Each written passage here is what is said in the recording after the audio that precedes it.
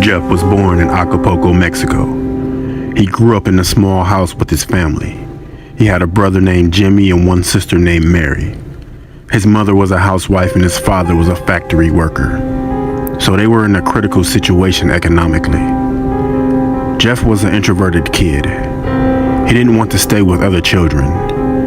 And when the other kids teased him, he beat them up. At the age of 17, he started doing badly in school while he was drinking and doing drugs. At the age of 19, he started working in a supermarket, but he was depressed at that time. One day, his parents discovered that Jeff was taking drugs, so they took away his money and they started to control him. Jeff's situation deteriorated without drugs. He lost his job, and his parents didn't let him go out. Jeff was becoming mad. One day, he totally lost his head. He started to shake on his bed and he started to get hallucinations all day.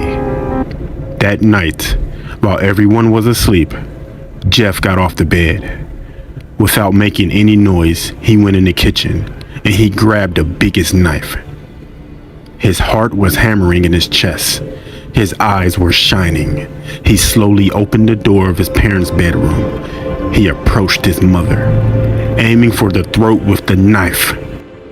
A few moments later, Jeff came out of the bedroom, leaving his parents dead on the bed.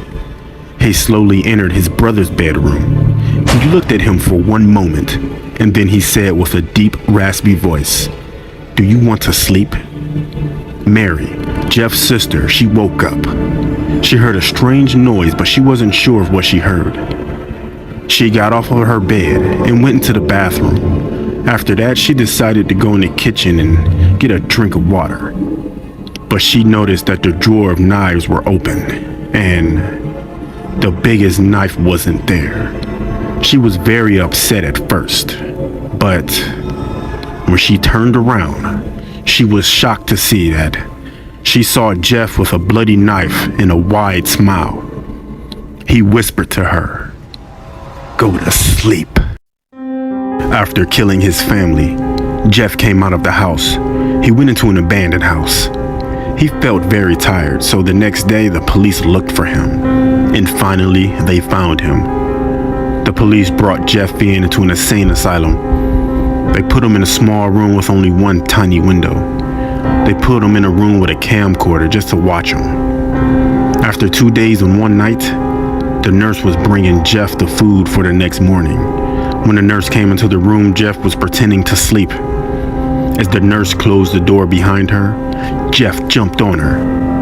The nurse took the acid from her pocket and threw it on his face. Jeff screamed and he started to strangle the girl. After that, Jeff came out from the room and he ran to the exit. He crashed into the glass and he broke the window. Then he ran away. The asylum cameras recorded these images. They showed that Jeff's face burned off with acid, two scary red lightning eyes, and his wide red smile. Now, Jeff walks and he's hiding in the cities. Sometimes he goes into the cemeteries. He opens the coffins and he steals the jewelry of corpses. And overnight, sometimes, he comes into the houses from the windows and he's hiding in a closet telling you to go to sleep.